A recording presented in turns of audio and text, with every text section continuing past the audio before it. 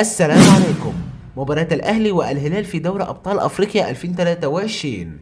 هنتعرف على موعد المباراة والقنوات الناقلة والتوقيت وترتيب الفريقين والمعلق على المباراة.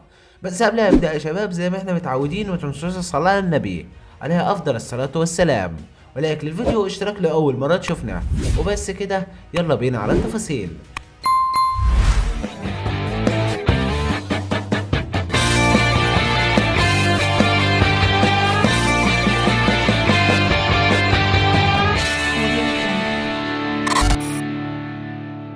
يفتح استاد القاهرة الدولي لاستقبال مباراة من العرس الثقيل التي تجمع بين الأهلي والهلال، وذلك في دوري أبطال أفريقيا 2023.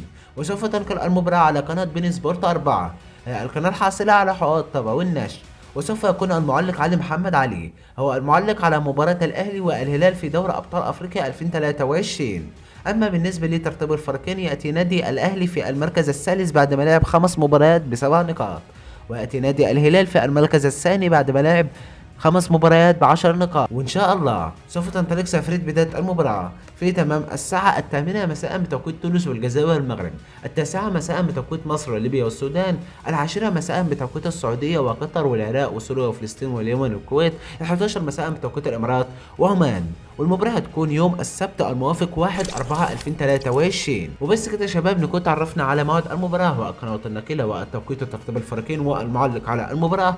كان معاكم محمود محمد صاحب قناة محمود سبورت. لو انت استفدت من الفيديو النهارده، ما تبخلش عليها باللايك والاشتراك في القناة. كل التوفيق للنادي الأهلي. وبس كده، اشوفكم في فيديو جديد. سلام.